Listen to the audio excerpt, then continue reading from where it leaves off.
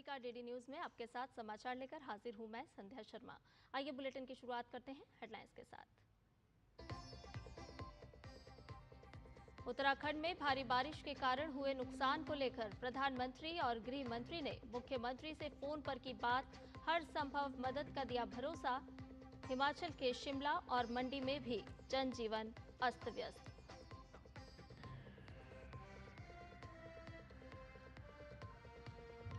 नई दिल्ली में आज राष्ट्रपति द्रौपदी मुर्मू से मिलेंगे मॉरिशस के प्रधानमंत्री नवीन चंद्र रामगुलाम।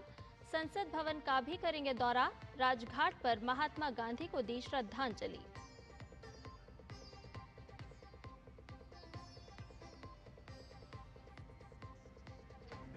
नई दिल्ली में आज फिर शुरू होगी भारत अमेरिका व्यापार वार्ता। मार्च 2025 में शुरू होने वाले द्विपक्षीय व्यापार समझौते को आगे बढ़ाना है उद्देश्य।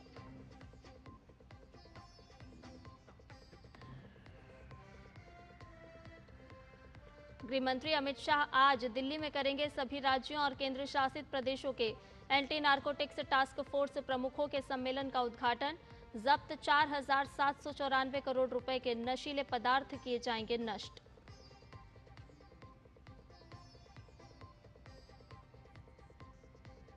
और स्पीड स्केटिंग के वर्ल्ड चैंपियनशिप में आनंद कुमार वेल कुमार ने जीता स्वर्ण पदक। वहीं जूनियर वर्ग में कृष शर्मा ने गोल्ड किया अपने नाम।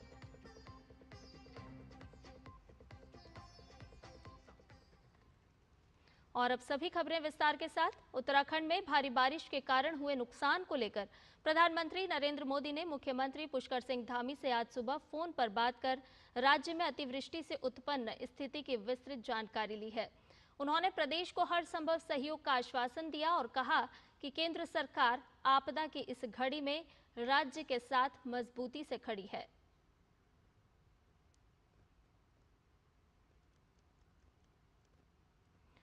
प्रधानमंत्री नरेंद्र मोदी के अलावा गृह मंत्री अमित शाह ने भी उत्तराखंड के मुख्यमंत्री से फोन पर बात कर राज्य के हालातों की जानकारी ली। अमित शाह ने प्राकृतिक आपदा से जूझ रहे उत्तराखंड को हर संभव मदद का भरोसा दिया।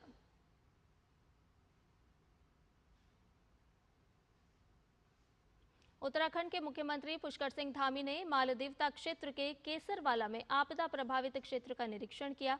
देहरादून जिले के सहस्त्रधारा क्षेत्र में भारी बारिश के कारण आए पानी के बहाव के कारण रायपुर के मालदेवता में 100 मीटर लंबी सड़क बह गई। मौके पर पहुंचे मुख्यमंत्री धामी ने कहा कि सभी विभाग युद्ध स्तर पर काम कर रहे हैं। पीएम मोदी और गृह मंत्री अमित शाह भी लगातार हालात पर नजर बनाए हुए हैं और केंद्र की ओर से हर संभव मदद का भरोसा दिलाया है। सड़क पूरी तरह से बह गई है, घरों को बहुत नुकसान हुआ है, सरकारी संपत्तियों को नुकसान हुआ है और पूरा जनजीवन अभी अस्त व्यस्त है। उसको सामान्य करने के लिए सभी प्रयास किए जा रहे हैं। बहुत सारे संपर्क मार्ग कट गए हैं। अभी नदियों का जो जल स्तर है वो भी काफ़ी बढ़ा हुआ है। पुल भी खतरे की जद में, आप देख रहे होंगे ये हमारा सोंग और बादल, दो नदियां यहाँ पर मिलती हैं, उस पुल को भी खतरा हो गया है। इसका जल स्तर कम होगा। हम लोग सभी विभाग हमारे युद्ध स्तर पर काम कर रहे हैं, सभी कोऑर्डिनेशन कर रहे हैं। आज आदरणीय प्रधानमंत्री जी ने भी प्रातःकाल सारी जानकारी ली है, उन्होंने चिंता व्यक्त करी और हर प्रकार से हमको आश्वासन दिया है। आदरणीय गृह मंत्री जी ने कि हर समय राज्य में जो आपदा आई है, आज देहरादून में जो बड़ी जल भराव और बादल फटने से नुकसान हुआ है, उसके बारे में आकलन किया है। मैं उनका भी धन्यवाद भी करता हूँ और हमारा प्रयास है कि हम हर प्रकार से जो आपदा पीड़ित हैं, आपदा प्रभावित हैं, उन सभी को हम लोग हर प्रकार से जो है सहायता करके। इस भारी बारिश से प्रभावित लोगों ने बताया कि कैसे उनके सामने बादल फटा और ये तबाही मची।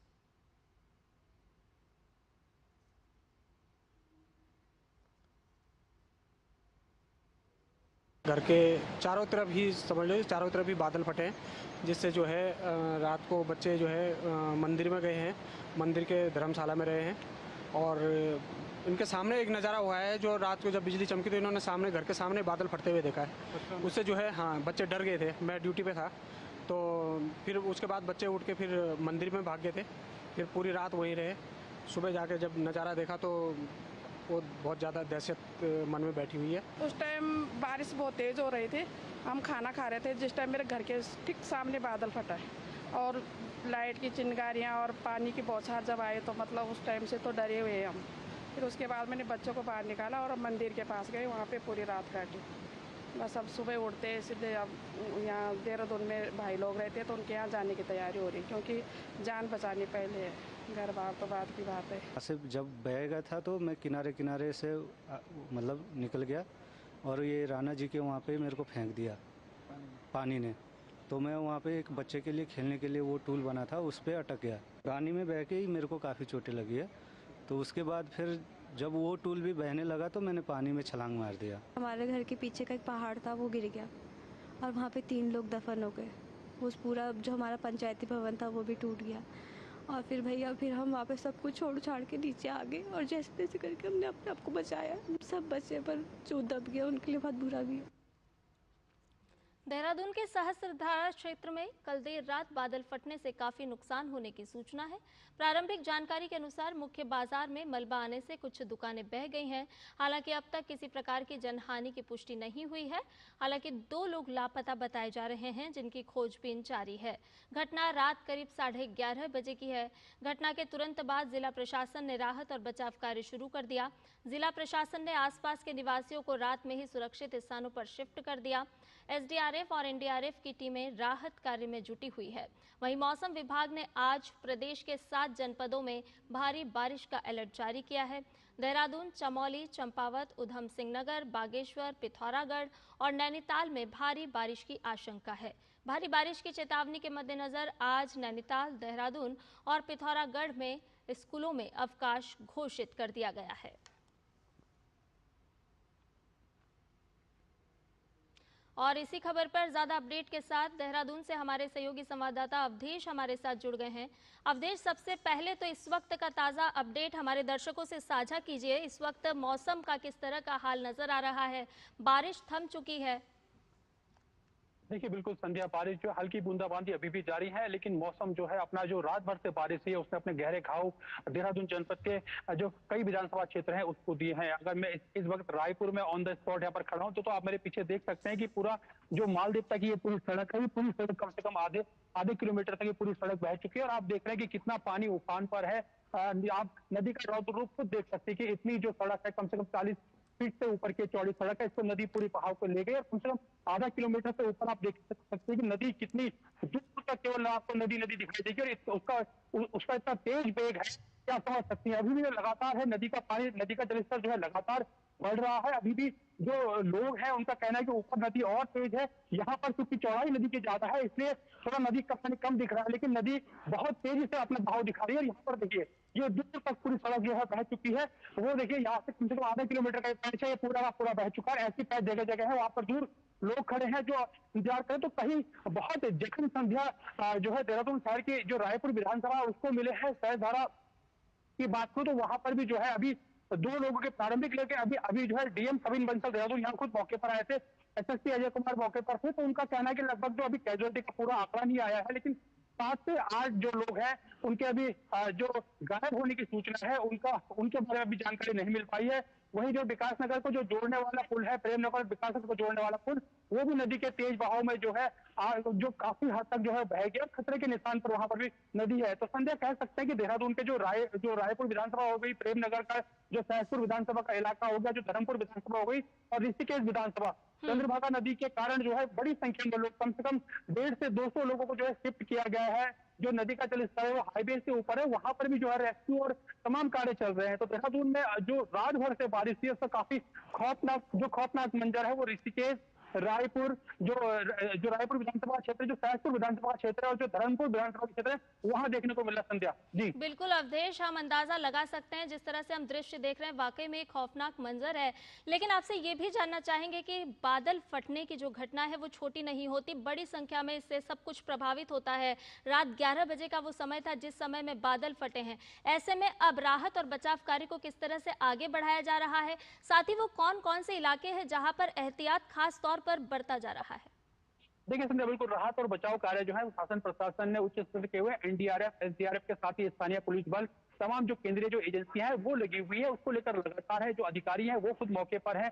सीएम खुद निगरानी मॉनिटरिंग, खुद सीएम मॉनिटरिंग कर रहे हैं। इसके साथ ही जो तमाम चीजें हैं, जो तमाम लोग हैं, अब प्रशासन की जो नुकसान हो चुका है उसके अलावा कि अधिक नुकसान ना हो, क्योंकि लगातार जिस तरह लगातार बारिश से जल स्तर बढ़ रहा है, तो प्रशासन जो नदी किनारे के लोग हैं, जो नदी किनारे के आधे किलोमीटर के आसपास जो लोग हैं, उनको शिफ्टिंग पर फोकस पूरा प्रशासन का है कि उन लोगों को शिफ्ट किया जा सके ताकि कोई इस तरह की जनहानि ना हो। इसके साथ ही जहां पर जो आपदाग्रस्त क्षेत्र है, यहाँ पर भी बड़ी संख्या में भीड़ भाड़ थी, तो तमाम उन लोगों को यहाँ से हटाया जा रहा है प्रशासन। इसके साथ ही जो आपदा का जो आकलन है, कितना नुकसान हुआ, उसके आकलन के साथ ही उसके राहत और जो एहतियात के तौर पर जो दूसरे रास्ते हैं, जो वैकल्पिक रास्ते हैं, उनकी व्यवस्था कर रहा है, क्योंकि कई सारे रास्ते जो मेन रोड टूट जाने के कारण, जो पुल के बहने के कारण कई सारी जगहों से संपर्क मार्ग जो है वो टूट गया है। तो प्रशासन का अब दूसरा काम है, पहला काम जो राहत और बचाव कार्य चल रहा है, इसके साथ ही जो प्रभावित लोग हैं उनको और ज्यादा नुकसान ना हो, वहां तक खाद्य सामग्री, राहत की सामग्री, तमाम चीजें पहुंच सके, उस पर काम हो रहा है। जी संध्या।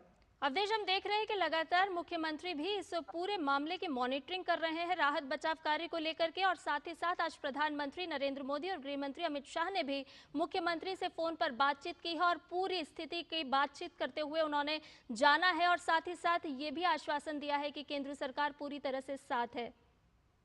देखिए बिल्कुल संध्या, अभी हाल ही प्रधानमंत्री जब उत्तराखंड दौरे पे आए थे, तब भी उन्होंने आपदा प्रभावित तमाम लोगों से बात की थी और उत्तराखंड वासियों को साफ संदेश दिया था कि जो तात्कालिक सहायता है वो 12,000 करोड़ रुपए की आपको दी जा रही है, लेकिन जो केंद्र सरकार है आपके साथ है, ये केवल तात्कालिक सहायता और समय समय पर और सहायता दी जाएंगी। लेकिन प्रधानमंत्री का रुख हो या गृह मंत्री का रुख हो, हमेशा उत्तराखंड को लेकर बेहद चिंतित रहते हैं। जब भी तमाम तरह की जो पूर्व में भी जो आपदाएं आई तो लगातार जो है संपर्क लगातार रहा है। आज भी जैसे ही जो आपदा की घड़ी केंद्र सरकार को जानकारी मिली कि देहरादून शहर में जो है काफी आसमानी आफत जो काफी असर दिखाया है और जो काफी नुकसान यहाँ पर हुआ, तो सुबह ही जो है प्रधानमंत्री की बात हो, गृह मंत्री की बात हो या तमाम जो केंद्रीय एजेंसियां उनकी बात हो, वो लगातार उत्तराखंड में अपने अपने स्तर से कार्य में जुट गई। खुद प्रधानमंत्री ने भरोसा दिलाया है कि जो भी राज्य की डिमांड होगी, जो भी राज्य सरकार चाहेगी, गृह मंत्री ने भी मुख्यमंत्री ने साफ कहा है कि उसको तत्काल पूरा किया जाएगा। इसके साथ ही जो केंद्र की एजेंसियां हैं उनको अलर्ट कहा है कि उत्तराखंड की जो भी मदद हो या उत्तराखंड को जो भी अभी फौरी तौर पर जो भी राहत चाहिए हो तो वो दिया जाएगा। कहीं ना कहीं तमाम जो मुख्यमंत्री हैं वो लगातार लगे हुए हैं, चाहे इससे पहले की आपदा हो, वो खुद ग्राउंड जीरो पर रहते हैं। आज भी सुबह जैसे ही जो है मौसम खुला, थोड़ा मौसम साफ हुआ, खुद जो है मुख्यमंत्री पुष्कर सिंह धामी यहाँ ऑन द स्पॉट से तमाम उन्होंने यहाँ का निरीक्षण किया, अधिकारियों को राहत और बचाव कार्य के निर्देश दिए।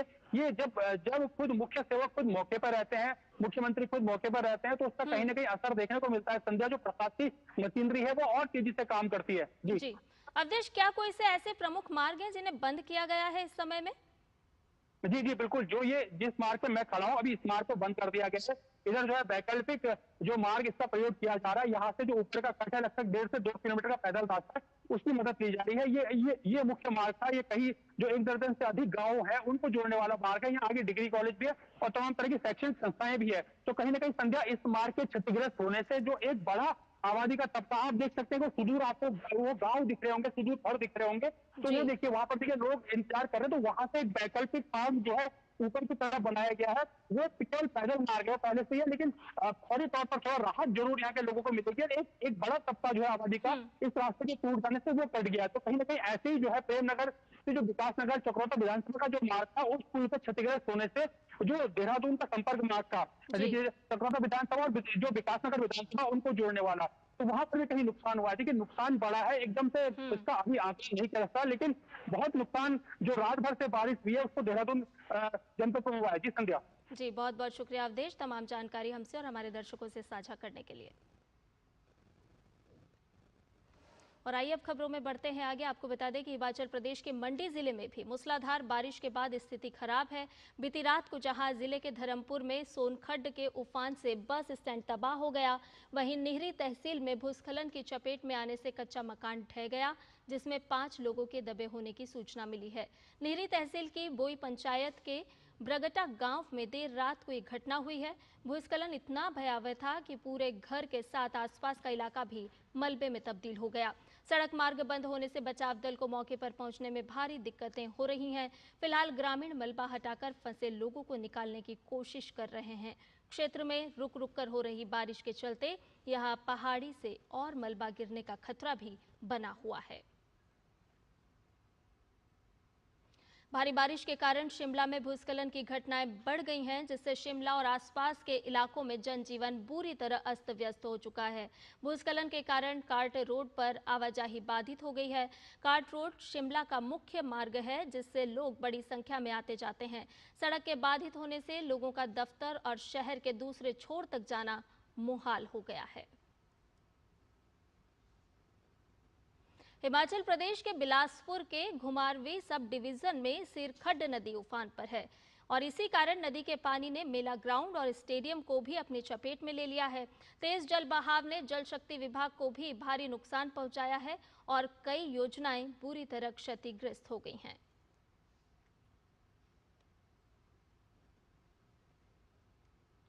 और इसी खबर पर ज्यादा अपडेट के साथ हमारी संवाददाता शिमला से प्रियंका जुड़ गई हैं। उनसे ताजा अपडेट ले लेते हैं। प्रियंका, इस वक्त मौसम का हाल क्या कुछ कह रहा है? किस तरह से हम देख रहे हैं कि लगातार हो रही बारिश से जनजीवन जहां बाधित हो रहा है, प्रभावित हो रहा है, लेकिन क्या इस समय कुछ राहत मिलती हुई नजर आ रही है? संध्या, बिल्कुल प्रभावित तो बिल्कुल हुआ है जनजीवन। पिछले कल जो है भारी बारिश हुई है, रात को भी बारिश होती रही है। जैसे कि आपने भी अपडेट किया है कि मंडी में जो है नेहरी जगह है जहां पर गांव है प्रगटा, वहां पर एक मकान ढह गया था, जिसमें अपडेट फिलहाल ये है कि 3 लोगों की इस पर मौत की पुष्टि हो गई है। इसके अलावा 2 लोग जो है अभी भी मलबे में फंसे हुए हैं और 2 लोगों को रेस्क्यू कर दिया गया है।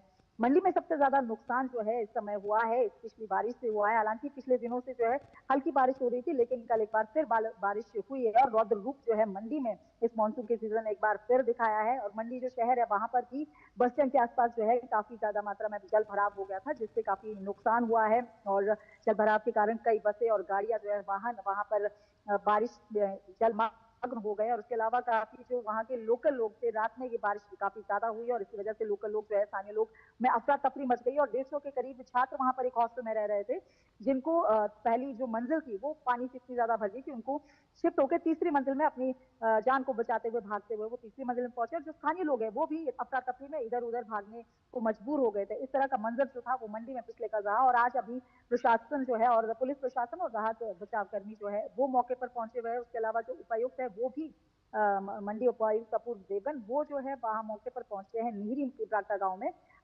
देख रहे हैं कि किस तरह से राहत और बचाव कार्य जो है वो चल रहा है। प्रशासन मुस्तैद नजर आ जा रहा है। और जो राजधानी शिमला में भी हालात जो है वो काफी सुबह के समय सामान्य नहीं थे। सुबह के समय जगह जगह से भूस्खलन की खबरें थी। शिमला में जो स्थानीय बसें चलती है, लोकल बसें चलती है, वो जो है बाधित हो गई थी। लेकिन हालांकि अभी जो है हालात सामान्य हो गए हैं। सभी रोड जो है लोकल यहाँ के वो खोल दिए गए हैं। सुबह के समय जो बच्चे हैं उनको स्कूल आने जाने में काफी दिक्कत हुई, दफ्तर जाने में लोगों को दिक्कतें हुई, लेकिन अभी जो है सभी रोड बहाल कर दिए गए हैं। बारिश का कहर जो है थमने का नाम नहीं लिया। बहुत जगह पर अभी भी बारिश का जो जारी है बारिश। अगले आने वाले दिनों की अगर मैं बात करूं संध्या, तो 5 जिलों में आज के लिए येलो अलर्ट है, लेकिन कल से एक बार फिर मौसम के धीमे पड़ने की जो संभावना है वो मौसम विभाग की तरफ से जताई गई है। अभी आप प्रेजेंस में 3 नेशनल हाईवे जो है वो हिमाचल प्रदेश में अभी भी बाधित है। उसके अलावा जो सड़कें हैं 650 के करीब सड़कें जो है वो भी बाधित है। 160 के करीब पेयजल योजनाएं वो काम नहीं कर रही है। 1200 से ज्यादा ट्रांसफार्मर ठप पड़े हैं, जिसकी वजह से पूरे प्रदेश भर में लोग जो है वो काफी दिक्कतों का सामना करना पड़ रहा है लोगों को। जनजीवन जो है वो अस्त व्यस्त है, पटरी पर नहीं लौट पा रहा है। खासतौर पर संध्या इस समय सेब सीजन का समय है, किसानों बागवानों को काफी ज्यादा परेशानी हो रही है, क्योंकि 650 के करीब सड़कें बाधित है, जिसकी वजह से वो अपनी जो सेब की पेटियां हैं, जो उनके सब्जियां हो गई, वो जो है मंडियों तक पहुंचाने में उनको दिक्कतें हो रही है। कई जगह तो इस तरह के हालात है कि लोगों की जो सब्जियां हैं, सेब है, वो ट्रकों में पड़े पड़े सड़ रहे हैं। तो हम हालात अभी सामान्य नहीं है। और मौसम विभाग के अनुसार आने वाले 2-3 दिन जरूर मानसून से राहत मिलेगी, लेकिन उसके बाद एक बार फिर मानसून सक्रिय होगा। बिल्कुल प्रियंका, हालात जो हैं वो सामान्य नहीं है और हम लगातार देख भी रहे हैं कि नदी किस तरह से उसका जल बहाव है, जल स्तर है वो लगातार बढ़ता जा रहा है, उफान पर है। ऐसे में क्या राहत और बचाव कार्य जो चल रहा है उसमें भी किसी तरह की कोई परेशानी, राहत बचाव दल को किसी दिक्कतों का सामना करना पड़ रहा है, यानी कि लोगों को एक स्थान से दूसरे स्थान तक अगर पहुंचाना है उसको लेकर?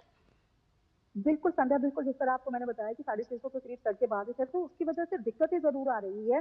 क्योंकि आज की जिस तरह से मंडी में जो हादसा हुआ था, क्योंकि सड़कें वहां पर भी जगह जगह भूस्खलन हुआ है, तो पहुंचने के लिए दिक्कत आ रही है। हालांकि प्रशासन मुस्तैद है, हर 2 किलोमीटर के दायरे पर जेसीबी और मशीनें जो है, प्रोक्रेन मशीनें वो तैनात की गई है, ताकि जिस तरह जैसे ही इस तरह की कोई घटनाएं हो तो समय रहते जो है वो राहत और बचाव कार्यों में तेजी लाई जा सके। प्रशासन मुस्तैद है, लेकिन ये एक नेचुरल कैलेमिटी है, आपदा है, तो ऐसे में बिल्कुल। दिक्कतें जरूर आ रही है।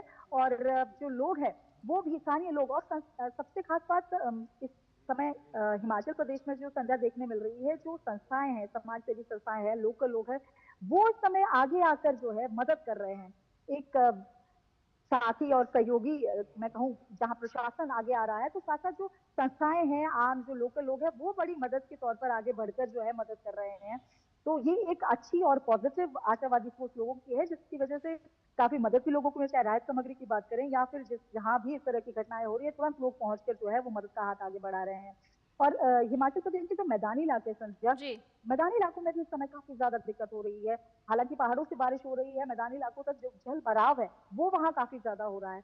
बात पौंग डैम की करें तो वहां पर भी पिछले कल काफी ज्यादा जो है पानी इनलेट हुआ, और उसकी वजह से आउटलेट पानी को भी ज्यादा फ्लो में छोड़ना पड़ा। इस वजह से जल भराव जो है पंजाब तक इस वजह से असर पड़ रहा है। वहां पर भी पानी जो है वो जगह जो है पंजाब की वो जलमग्न हो रही है।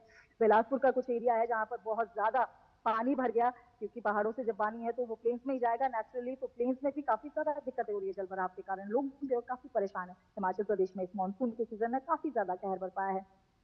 बिल्कुल, बहुत बहुत शुक्रिया प्रियंका, तमाम जानकारी हमसे साझा करने के लिए। तो मुश्किल की घड़ी है, लेकिन राहत और बचाव कार्य लगातार किया जा रहा है ताकि हर एक व्यक्ति को सकुशल स्थान पर पहुंचाया जा सके। फिलहाल रुकने एक छोटे से ब्रेक के लिए जल्द हाजिर होंगे।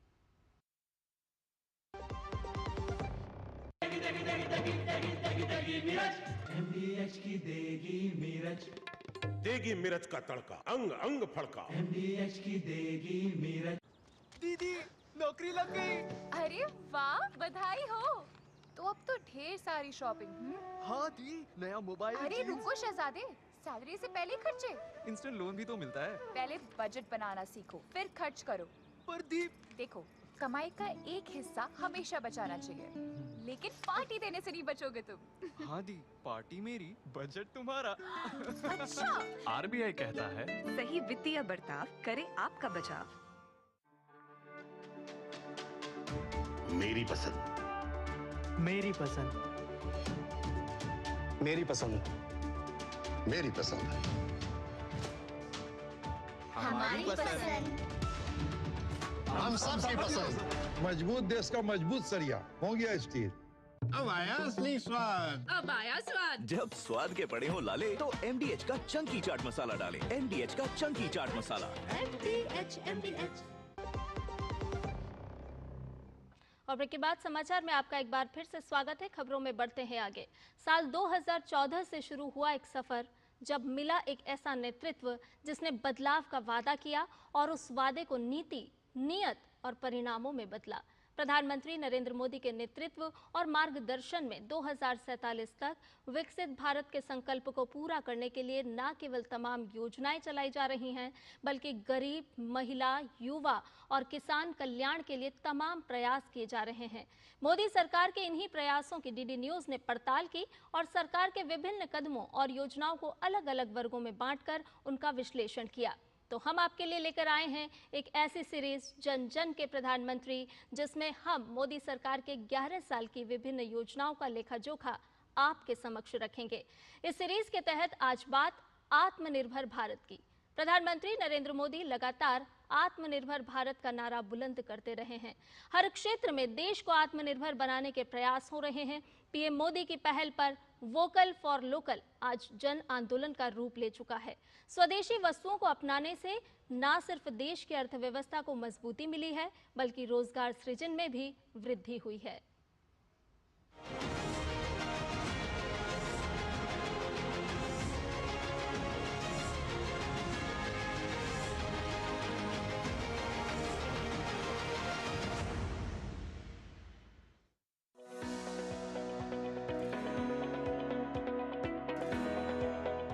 प्रधानमंत्री मोदी के लिए आत्मनिर्भर भारत केवल आर्थिक स्वावलंबन नहीं, बल्कि परंपरा और आधुनिकता का संगम है। PM मोदी ने भारतीय उत्पाद को वैश्विक पहचान देने के लिए जीरो डिफेक्ट और जीरो इफेक्ट का भी मंत्र दिया। कोविड-19 महामारी के समय प्रधानमंत्री मोदी ने आत्मनिर्भर भारत का आह्वान किया। लोकल के लिए वोकल का यह मंत्र आज आंदोलन बन चुका है। देश में उत्पादन को बढ़ावा देने के लिए प्रधानमंत्री नरेंद्र मोदी ने मेक इन इंडिया की शुरुआत की। पीएम मोदी के वन जिला वन प्रोडक्ट और जेम पोर्टल पर भी स्थानीय उत्पादों को बढ़ावा मिला। खिलौना उद्योग, जो कभी चीन के आयात पर निर्भर था, अब आत्मनिर्भर भारत का नया चेहरा बन रहा है। टॉय मैन्युफैक्चरिंग में 70% से अधिक की वृद्धि दर्ज की गई है और भारत अब एक उभरता हुआ निर्यातक बन चुका है। खिलौना क्षेत्र के लिए आपका संरक्षण ऐतिहासिक है। जो कभी एक छोटा और उपेक्षित क्षेत्र माना जाता था, आपने उसे संगठित और प्रगतिशील उद्योग बनाया है। आपकी नीतियों और दृष्टि ने आज भारत खिलौना निर्माण में आत्मनिर्भर भारत का सपना साकार कर रहा है और विश्व स्तर पर अपनी पहचान बना रहा है। मोबाइल फोन के निर्माण में आज भारत दुनिया का दूसरा सबसे बड़ा देश बन चुका है। सेमीकंडक्टर क्षेत्र में सरकार ने 76,000 करोड़ रुपए का इंडिया सेमीकंडक्टर मिशन भी शुरू किया है। देश में मैन्युफैक्चरिंग को बढ़ावा देने के लिए सरकार ने 14 प्रमुख क्षेत्रों में प्रोडक्शन लिंक्ड इंसेंटिव योजना को मंजूरी दी है। In the last 3 years, what the government has done, production link scheme, DLI scheme, now they are taking shape और ये हमारी शुरुआत है। हमारे पास में 2-3 एडवांटेज हैं। एक मार्केट हमें ट्रस्ट करता है, वर्ल्ड हमें ट्रस्ट करती है और हमारे पास एक वर्कफोर्स है, young generation, which is going to go and make a difference in the semiconductor world. So I am very enthusiastic and I am very happy that the government is supporting the industry so much. प्रधानमंत्री मोदी के स्वर का local अभियान का सबसे ज्यादा फायदा MSME sector को हुआ और कोविड महामारी के बाद तेजी से अपने पैरों पर खड़ी होती नजर आई है। मेक इन इंडिया के डायरेक्शन में कि मैं सबसे पहली प्रायोरिटी उन प्रोडक्ट्स को दूंगा जो कि इंडिया में बनी है। तो ये बड़े मेजर चेंजेस हैं जो कि वो लेकर आए। स्थानीय उत्पादों को बढ़ावा देने का सबसे बड़ा काम किया खादी और ग्रामोद्योग ने। देश के खादी और ग्रामोद्योग ने वित्त वर्ष 2024-25 में उत्पादन, बिक्री और नए रोजगार सृजन का नया रिकॉर्ड बनाया है। बीते 11 वर्षों में बिक्री में 447%, उत्पादन में 347% और रोजगार सृजन में 49.23% की बढ़ोतरी हुई है। पीएम मोदी ने लगातार देश से अपील की है कि नवरात्रि, दशहरा, धनतेरस और दिवाली जैसे मौकों पर लोग विदेशी सामान की जगह भारतीय उत्पाद चुनें।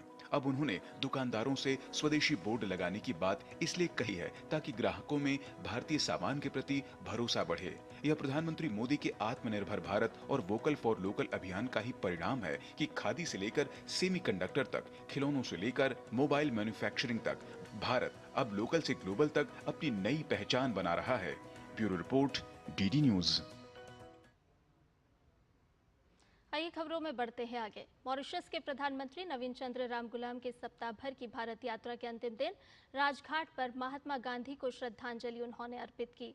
इस मौके पर राजघाट समिति के सचिव डॉक्टर रजनीश कुमार ने मॉरिशस के प्रधानमंत्री को महात्मा गांधी पर आधारित कुछ पुस्तकें और बापू की एक प्रतिमा भेंट की।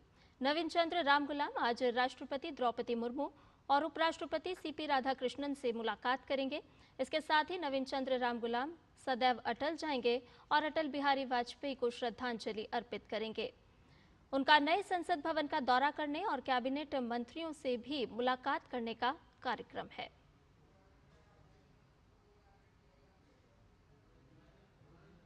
अमेरिका के मुख्य व्यापार वार्ताकार ब्रैंडन लिंच भारत के साथ प्रस्तावित द्विपक्षीय व्यापार वार्ता पर बातचीत के लिए भारत के दौरे पर हैं। लिंच के नेतृत्व में अमेरिकी प्रतिनिधिमंडल कल रात नई दिल्ली पहुंचा। लिंच आज अपने भारतीय समकक्ष राजेश अग्रवाल के साथ व्यापार वार्ता करेंगे।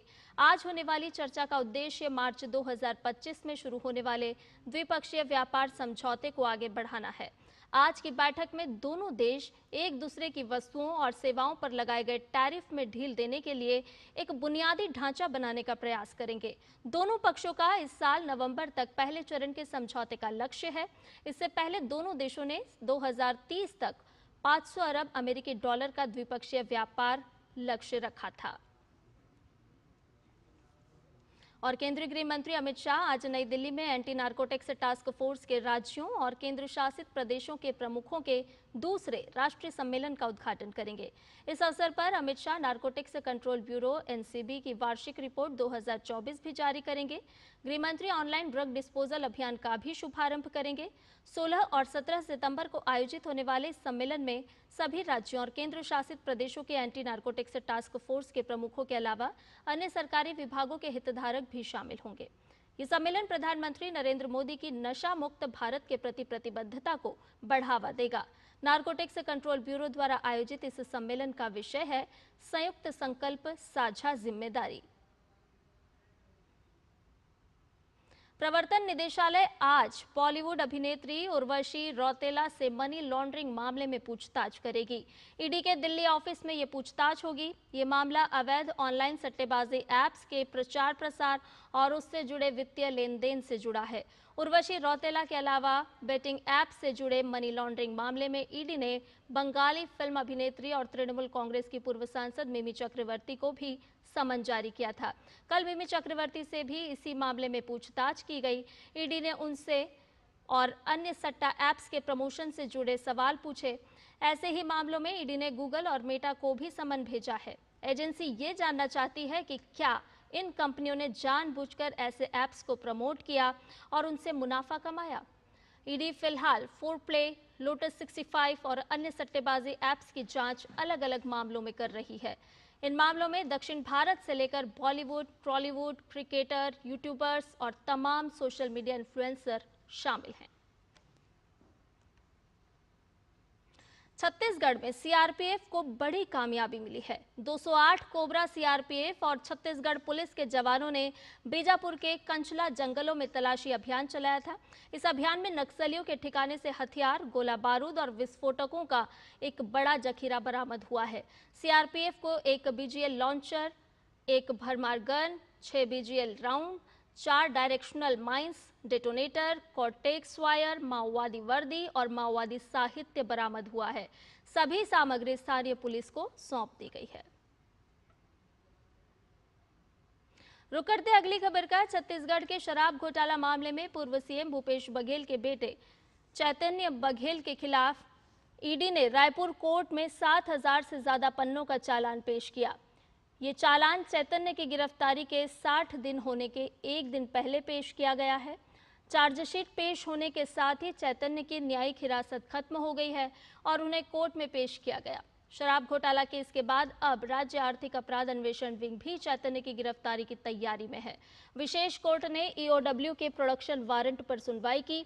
ईडी ने चैतन्य को मनी लॉन्ड्रिंग में आरोपी बनाया है। आरोप है कि घोटाले की रकम से उन्हें 16.70 करोड़ रुपए प्राप्त हुए, जिन्हें उन्होंने अपने रियल एस्टेट प्रोजेक्ट्स में निवेश किया। ईओडब्ल्यू अब अपनी जांच शुरू करेगी और चैतन्य की विधिवत गिरफ्तारी कर पूछताछ भी करेगी। जब तक चार्जशीट हम देखेंगे नहीं, जब पेश किया है 5,000 पन्ने का पेश किया है, तो वो अधिकांश हमारे हिसाब से वही होगा जो पहले जो हो चुका है उसी को कॉपी होती है, मगर अब बिना देखे मैं कुछ बोल नहीं सकता। कर्मचारी चयन आयोग ने कहा है कि संयुक्त स्नातक स्तरीय परीक्षा 2025 देश भर में निर्धारित कार्यक्रम के अनुसार जारी है। केवल कुछ ही पालियां प्रभावित हुई हैं। सोशल मीडिया पर बड़े पैमाने पर इस परीक्षा के रद्द होने की अटकलों के बीच एसएससी ने यह स्पष्टीकरण जारी किया है। एसएससी अधिकारियों के इस साल 12 सितंबर से शुरू हुई सीजीएलई परीक्षा 26 सितंबर तक चलेगी। ये परीक्षा 129 शहरों के 227 स्थानों पर प्रतिदिन 3 पालियों में आयोजित की जा रही है। इस भर्ती प्रक्रिया में 28 लाख से ज्यादा उम्मीदवारों के शामिल होने की उम्मीद है। आयोग ने जोर देकर कहा है कि परीक्षा प्रक्रिया बिना किसी व्यवधान के चल रही है। आयोग के अनुसार कुछ केंद्रों पर अब तक केवल 25 पालियां ही रद्द की गई हैं। सभी प्रभावित उम्मीदवारों को पहले ही वैकल्पिक तिथियों की सूचना भी दे दी गई है। और भारतीय रेलवे ने ऑनलाइन टिकट बुकिंग के नियमों में बड़ा बदलाव किया है। आगामी 1 अक्टूबर से आईआरसीटीसी की वेबसाइट और मोबाइल ऐप के माध्यम से सामान्य आरक्षण खुलने के पहले 15 मिनट के दौरान टिकट के लिए आधार प्रमाणीकरण अनिवार्य कर दिया गया है। वर्तमान में यह पाबंदी केवल तत्काल बुकिंग पर लागू है। इस निर्णय का मकसद टिकट आरक्षण प्रणाली का लाभ आम उपयोगकर्ताओं तक पहुंचाना और इसका दुरुपयोग रोकना है। हालांकि कंप्यूटरीकृत यात्री आरक्षण प्रणाली काउंटर्स के माध्यम से सामान्य आरक्षित टिकटों की बुकिंग के समय में कोई बदलाव नहीं होगा। सामान्य आरक्षण खुलने के 10 मिनट के दौरान रेलवे के अधिकृत टिकट एजेंट्स को पहले की तरह आरक्षित टिकट बुक करने की अनुमति नहीं होगी। केंद्रीय प्रत्यक्ष कर बोर्ड ने आकलन वर्ष 2025-26 के लिए आयकर रिटर्न दाखिल करने की अंतिम तिथि एक दिन और बढ़ा दी है। आईटीआर दाखिल करने की अंतिम तिथि 15 सितंबर थी, जिसे अब एक दिन और बढ़ाया गया है। आयकर विभाग के आधिकारिक अकाउंट इनकम टैक्स इंडिया ने सोमवार देर रात एक सोशल मीडिया पोस्ट में इसकी जानकारी साझा की है। इसमें कहा गया है कि आकलन वर्ष 2025-26 के लिए आयकर रिटर्न दाखिल करने की अंतिम तिथि पहले 31 जुलाई थी, जिसे बढ़ाकर 15 सितंबर किया गया। सीबीडीटी ने अब इसे बढ़ाकर 16 सितंबर कर दिया है। ई फाइलिंग पोर्टल रात में मेंटेनेंस मोड में रहा, जिससे टैक्स पेयर्स को आज कोई परेशानी ना हो। इससे पहले आयकर विभाग के मुताबिक आकलन वर्ष 2025-26 के लिए 7 करोड़ से अधिक आयकर रिटर्न पहले ही दाखिल हो चुके हैं। जैविक उत्पादों के निर्यात के मामले में भारत नित नए कीर्तिमान गढ़ रहा है। सरकार की निर्यातोन्मुख नीतियों के चलते स्वदेशी जैविक उत्पादों की मांग दुनिया भर में बढ़ रही है और इसी क्रम में जैविक उत्पादों राष्ट्रीय जैविक उत्पाद कार्यक्रम के अंतर्गत पश्चिम बंगाल से ताइवान के लिए पहली बार जैविक चाय की खेप भेजी गई। केंद्रीय वाणिज्य मंत्री पीयूष गोयल ने एक्स पर पोस्ट कर कहा कि इससे हमारे चाय उत्पादकों को एक बड़ा प्रोत्साहन मिलेगा और टिकाऊ कृषि पद्धतियों को और बढ़ावा मिलेगा। और अब बात जीएसटी सुधारों की।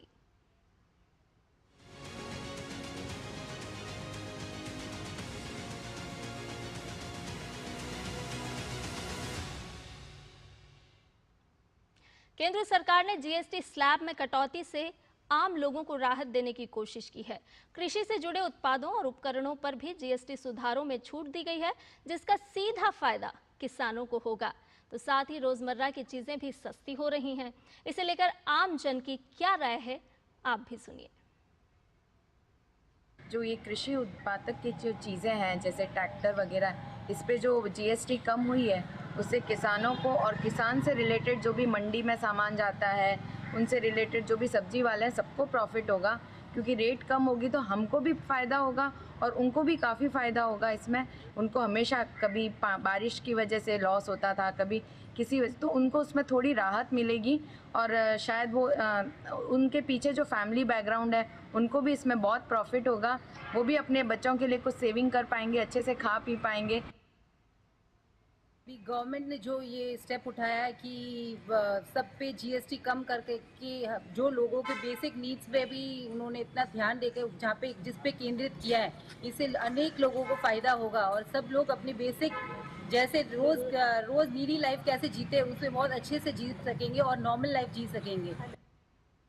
साइकिल पर भी जीएसटी दर 12% से घटाकर 5% कर दी गई है। इससे साइकिलें खरीदने वाले उपभोक्ताओं को सीधा लाभ होगा और वो सस्ती साइकिल खरीद सकेंगे। कितनी होंगी ये सस्ती दरें, इस पर खास बातचीत की है हमारे संवाददाता गिरीश निशाना ने मेहता इंडस्ट्री के पुनीत मेहता से। हम इस समय मौजूद हैं दिल्ली की झंडेवालान साइकिल मार्केट में। मेहता इंडस्ट्री के पुनीत मेहता हमारे साथ हैं। सर, जीएसटी की जो नई दरें लागू हो रही हैं 5% तक हो रही हैं, किस तरह देखते हैं आप? सबसे पहले तो अपनी गवर्नमेंट का थैंक्स करना चाहेंगे कि ये जो बेनिफिट है उन्होंने एंड कंज्यूमर्स के बारे में सोचा और वो बेनिफिट हर कस्टमर की पॉकेट में आएगा। यार वो एक्चुअल बेनिफिट है। मतलब मैं तो सेलर हूँ सिर्फ बाइसिकल्स का, लेकिन मैं एज अ परचेजर की बात करूँ तो मैं परचेज तो बहुत सारी चीज़ें करूँगा। तो वो जो रिडक्शन है वो बेनिफिट मेरी पॉकेट में हैप्पीनेस बढ़ाएगा, तो डेफिनेटली वो हेल्प करता है। We are very thankful to the government की, हमारे प्राइम मिनिस्टर जी को और फाइनेंस मिनिस्टर को कि उन्होंने प्राइजेस कम किए हैं और वो बेनिफिट हम रेडी हैं आगे पास करने के लिए। तो जैसे जैसे हम बात करेंगे, जैसे हम साइकिल्स की बात करें तो 12% की जगह 5% रिडक्शन हुआ है प्राइस का, 12% से 5% आया है। अगर साइकिल की कीमत अगर 20,000 रुपये है तो 20,000 पे आप 7% देखोगे तो वो बहुत कंसिडरेबल अमाउंट है। छोटी साइकिल पे भी डेफिनेटली इंपैक्ट आएगा। 5,000 की साइकिल है तो उस पर 7% रिडक्शन हुआ तो वो करीबन 350 रुपये हुआ। अगर आप 20,000 का साइकिल देखोगे या 30,000 का साइकिल देखोगे तो उस पर रिडक्शन कंसिडरेबल हो जाता है। तो आपका आना जाना फ्री हो जाएगा, या साइकिल के ऊपर एसेसरीज ले रहे हो वो फ्री हो जाएगा, या आप बाहर निकलते हो शॉपिंग करने के लिए यार, तो आपका समझो एक टाइम का मील है, बाहर गए अपने किसी रेस्टोरेंट में जाके खाना खाया तो वो फ्री हो जाएगा। ग्राहकों को कितना फायदा मिलेगा सर 22 सितंबर के बाद? कस्टमर्स को तो वो 7% का तो स्ट्रेट फॉरवर्ड बेनिफिट है ना। वही बता रहा हूँ कि यार अगर जैसे जैसे साइकिल का प्राइस बढ़ेगा कोई 10,000 का साइकिल है तो उस पर 700 रुपये फ़र्क आया, कोई 20,000 का साइकिल है उस पर 1400 रुपये का फ़र्क आया। ऐसे आजकल बच्चे ना स्क्रीन में बिजी हो गए, स्क्रीन टाइम बढ़ते जा रहा है, प्ले टाइम ख़त्म। तो हमारी गवर्नमेंट ने, हमारे प्राइम मिनिस्टर ने हमको एक गिफ्ट दिया है कि अपनी हेल्थ की तरफ ध्यान रखो। साइकिल्स के प्राइजेस कम कर दिए, 12% GST जगह 5% हो गया है, तो वो बेनिफिट आप लीजिए, बेनिफिट उठाइए उस चीज़ का। अपनी हेल्थ में भी इन्वेस्ट करो, स्क्रीन टाइम छोड़ो, ऑफलाइन में आओ। वो होता है ना कि your online makes you happy but make your offline happy too, कि बाहर निकलो, साइकिल चलाओ, हेल्थ का ध्यान रखो, अपने हेल्थ पे इन्वेस्ट करो। ये थे पुनीत मेहता जो बता रहे थे कि आगामी 22 सितंबर से लोगों को इसका सीधा फ़ायदा मिलेगा। जहां पहले 12% GST इस पर चुकानी हो रही थी, तो अब ये केवल 5% ही GST लगेगी साइकिलों के ऊपर। कैमरामैन भीम सिंह के साथ गिरीश निशाना, DD न्यूज़, दिल्ली।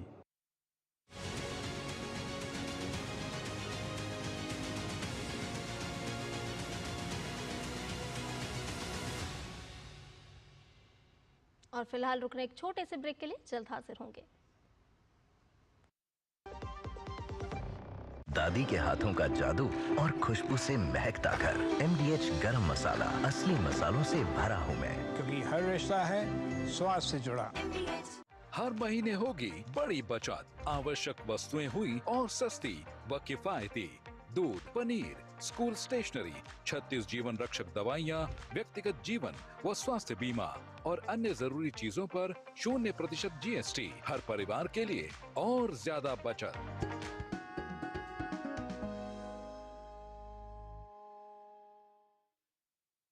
जब धरती चीर कर निकलता है लोहे का पत्थर और मिलता है मोंगिया के जोश से, फिर तपता है, पिघलता है और बनता है फौलाद।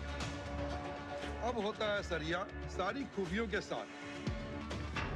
मोंगिया स्टील, मजबूत देश का मजबूत सरिया। जिन्होंने यूज किया है वो जानते हैं असली हींग का स्वाद। MDH सुपर हींग, शुद्धता का असली तड़का। MDH। और ब्रेक के बाद समाचार में आपका एक बार फिर से स्वागत है। राजघाट के बाद मॉरिशस के प्रधानमंत्री नवीन चंद्र रामगुलाम ने उपराष्ट्रपति CP राधाकृष्णन से मुलाकात की। दोनों नेताओं के बीच कई अहम मुद्दों पर विचार विमर्श हुआ। ये तस्वीरें उपराष्ट्रपति CP राधाकृष्णन से भेंट करते हुए, मुलाकात करते हुए मॉरिशस के प्रधानमंत्री नवीन चंद्र रामगुलाम की। आपको बता दें कि एक सप्ताह की यात्रा पर मॉरिशस के प्रधानमंत्री भारत आए हुए थे। आज उनकी इस यात्रा का अंतिम दिन है और इससे पहले उन्होंने राजघाट पहुंचकर महात्मा गांधी को पुष्पांजलि भी अर्पित की। उसके बाद उपराष्ट्रपति CP राधाकृष्णन से मुलाकात करते हुए मॉरिशस के प्रधानमंत्री अमेरिका की एक संघीय अदालत ने डोनाल्ड ट्रंप को झटका देते हुए उनके एक आदेश पर रोक लगा दी है। दरअसल ट्रंप ने फेडरल रिजर्व की गवर्नर लिसा कुक को पद से हटाने का आदेश दिया था, जिसे अब अपीलीय अदालत ने खारिज कर दिया है। अमेरिका में ब्याज दरों को लेकर महत्वपूर्ण बैठक होनी है। उससे पहले लिसा कुक की पद पर बहाली ट्रंप के लिए परेशानी खड़ी कर सकती है। लिसा कुक को पद से हटाने के लिए अब ट्रंप प्रशासन सुप्रीम कोर्ट का रुख कर सकता है। अमेरिकी राष्ट्रपति डोनाल्ड ट्रंप ने हमास को गाजा में इजरायली बंदियों को मानव ढाल के रूप में इस्तेमाल करने के खिलाफ चेतावनी दी है। ट्रंप ने सोशल मीडिया ट्रुथ पर एक पोस्ट कर हमास को कहा कि सारी शर्तें खत्म हो गई हैं। वहीं विदेश मंत्री मार्को रूबियो ने इजरायल में नेतन्याहू के साथ बात करते हुए कहा कि गाजा में युद्ध समाप्त करने का एकमात्र तरीका ये है कि हमास लड़ा के सभी बंधकों को रिहा कर दे और आत्मसमर्पण कर दे। रूबियो गाजा संघर्ष को सुलझाने और गाजा में अभी भी बंधक बनाए गए सभी 48 बंधकों को रिहा करने के लक्ष्यों को लेकर आज कतर की यात्रा भी करेंगे।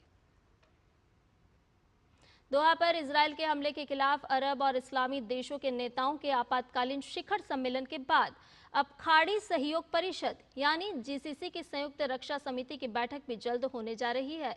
ये बैठक दोहा में ही होगी। खाड़ी देशों के अनुसार इजरायल ने GCC के संयुक्त रक्षा समझौते का उल्लंघन किया है। GCC पहले भी इजरायल के हमले की कड़ी निंदा कर चुका है। हालांकि इजरायल अपने कड़े रुख पर अभी भी कायम है। प्रधानमंत्री नेतन्याहू ने हमास के नेताओं पर आगे भी हमले की संभावनाओं से इनकार नहीं किया है। नेतन्याहू के मुताबिक आगे भी हमास पर हमले जारी रह सकते हैं। अमेरिकी सीनेट ने ब्याज दरों की बैठक से पहले अर्थशास्त्री और ट्रंप के सलाहकार स्टीफन मिरान को फेडरल रिजर्व के बोर्ड ऑफ गवर्नेंस में शामिल करने की पुष्टि की है। मिरान को जनवरी तक चलने वाले कार्यकाल के लिए बहुमत से नियुक्त किया गया है। स्टीफन मिरान एड्रियाना कुगलर की जगह लेंगे। एड्रियाना को पूर्व राष्ट्रपति जो बाइडेन ने नियुक्त किया था। मिरान वर्तमान में व्हाइट हाउस की आर्थिक सलाहकार परिषद के अध्यक्ष हैं। स्टीफन मिरान ने नियुक्ति की छोटी अवधि का हवाला देते हुए कहा कि वे फेड बोर्ड में सेवा करते हुए उस पद से अवैतनिक अवकाश लेंगे। वहीं मिरान 12 शीर्ष फेड अधिकारियों सहित फेडरल ओपन मार्केट कमेटी की बैठक में मौद्रिक नीति पर भी चर्चा करेंगे। अमेरिकी सेना ने वेनेजुएला के पास अंतर्राष्ट्रीय जल क्षेत्र में ड्रग कार्टेल से जुड़े शिप पर बड़ा हमला किया है। राष्ट्रपति डोनाल्ड ट्रंप ने ट्रुथ सोशल पर एक वीडियो शेयर करते हुए कहा कि ये शिप अमेरिका की ओर बढ़ रहा था, इसके जरिए ड्रग्स लाया जा रहा था। ट्रंप ने कहा कि इस हमले में 3 लोग मारे गए हैं और ये कार्रवाई उन्हीं के आदेश पर की गई थी। इस महीने अमेरिका की ओर से वेनेजुएला पर किया गया ये दूसरा बड़ा हमला है। वहीं वेनेजुएला के राष्ट्रपति निकोलस मादुरो ने कहा कि उनके देश और अमेरिका के बीच हालिया घटनाएं अमेरिका की आक्रामकता हैं, न कि दोनों देशों के बीच तनाव और दोनों सरकारों के बीच कोई संवाद नहीं है। बढ़ते हैं आगे। नेपाल में नवनियुक्त गृह मंत्री ओम प्रकाश आर्यल का कहना है कि मौजूदा सरकार का उद्देश्य स्वतंत्र और निष्पक्ष माहौल में चुनाव कराना है। ओम प्रकाश आर्यल ने मंत्रालय में अपना कार्यभार संभाल लिया है। उनके अनुसार हाल के प्रदर्शनों के दौरान क्षतिग्रस्त हुए भौतिक ढांचों का पुनर्निर्माण और सुशासन सुनिश्चित करना सरकार की समान प्राथमिकताएं होंगी। उन्होंने इस बात पर जोर दिया कि विद्रोह से बेदखल हुए लोगों को दोबारा सत्ता में आने का रास्ता दिख रहा है। उन्हें चुनाव के जरिए खुद को परखना होगा और जनादेश लाना होगा। नेपाल के गृह मंत्री ओम प्रकाश आर्यल ने 8 सितंबर को हुए प्रदर्शनों के दौरान कथित तौर पर अत्यधिक बल प्रयोग की जांच का भी वादा किया। और खेल की खबरों की बात करते हैं। भारत ने स्पीड स्केटिंग में विश्व स्तर पर ऐतिहासिक सफलता हासिल की है। भारत के आनंद कुमार वेल कुमार ने चीन में आयोजित स्पीड स्केटिंग विश्व चैंपियनशिप में 1000 मीटर स्प्रिंट से रेस में स्वर्ण पदक जीता। 22 वर्षीय वेल कुमार स्पीड स्केटिंग में भारत के पहले विश्व चैंपियन बने और ये स्पीड स्केटिंग में भारत का पहला विश्व खिताब है। वहीं भारत के कृष शर्मा ने जूनियर वर्ग में 1000 मीटर स्प्रिंट में स्वर्ण पदक जीतने में कामयाबी पाई। इससे एक दिन पहले वेल कुमार ने 500 मीटर स्प्रिंट में कांस्य पदक जीता था, जो सीनियर विश्व चैंपियनशिप में भारत का पहला पदक था। प्रधानमंत्री नरेंद्र मोदी ने स्पीड स्केटिंग विश्व चैंपियनशिप 2025 में स्वर्ण पदक जीतने पर आनंद कुमार वेल कुमार को बधाई दी है। उन्होंने सोशल मीडिया प्लेटफॉर्म एक्स पर ट्वीट किया, स्पीड स्केटिंग विश्व चैंपियनशिप 2025 में सीनियर पुरुष 1000 मीटर स्प्रिंट में स्वर्ण पदक जीतने वाले आनंद कुमार वेल कुमार पर गर्व है। उनकी दृढ़ता, गति और जज्बे ने उन्हें स्केटिंग में भारत का पहला विश्व चैंपियन बनाया है। उनकी उपलब्धि अनगिनत युवाओं को प्रेरित करेगी। उन्हें बधाई और भविष्य के सभी प्रयासों के लिए शुभकामनाएं। भारतीय ग्रैंड मास्टर आर वैशाली ने अपने फीडे महिला ग्रैंड स्विस खिताब की सफलतापूर्वक रक्षा करने में कामयाबी पाई। वैशाली ने प्रतियोगिता के अंतिम दौर में चीन की टैन जोंग यी के साथ ड्रॉ खेला। उन्होंने कुल 11 में से 8 अंक हासिल किए और लगातार दूसरे साल ये खिताब जीता। इस जीत के साथ ही वैशाली ने 2026 में होने वाले प्रतिष्ठित कैंडिडेट्स टूर्नामेंट के लिए सीधे क्वालिफाई कर लिया है। आर वैशाली के लगातार दूसरे साल फीडे महिला ग्रैंड स्विस का खिताब जीतने पर प्रधानमंत्री नरेंद्र मोदी ने शुभकामनाएं दी। उन्होंने एक्स पर लिखा, शानदार उपलब्धि, वैशाली रमेश बाबू को बधाई। उनका जुनून और समर्पण अनुकरणीय है। उनके भविष्य के प्रयासों के लिए शुभकामनाएं। भारतीय स्कीयर टी.एन. भवानी ने इतिहास रच दिया है। वो इंटरनेशनल स्की फेडरेशन पदक जीतने वाली पहली भारतीय महिला बन गई हैं। उन्होंने चिली में आयोजित महिलाओं की क्रॉस कंट्री स्कीइंग में कांस्य पदक जीतने में कामयाबी हासिल की। स्वीडन के superstar pole vaulter Armand Duplantis ने टोक्यो में जारी विश्व एथलेटिक्स चैंपियनशिप में लगातार तीसरी बार खिताब जीतने में कामयाबी पाई। डुप्लांटिस ने अपने अंतिम प्रयास में 14 बार नया विश्व रिकॉर्ड भी बनाया। 25 वर्षीय डुप्लांटिस पोल वॉल्ट ने 6.30 मीटर की बाधा पार करने वाले पहले खिलाड़ी बने। अब पोल वॉल्ट के पिछले 8 विश्व खिताब डुप्लांटिस के नाम हैं। इनमें इंडोर और आउटडोर दोनों प्रतियोगिताएं शामिल हैं। क्रिकेट एशिया कप में खेले गए मैच में श्रीलंका ने हांगकांग को 4 विकेट से मात दी। हांगकांग ने पहले बल्लेबाजी करते हुए निर्धारित 20 ओवर में 4 विकेट पर 149 रन बनाए। जवाब में श्रीलंका की टीम ने 18 ओवर 5 गेंद में 6 विकेट के नुकसान पर लक्ष्य हासिल कर लिया।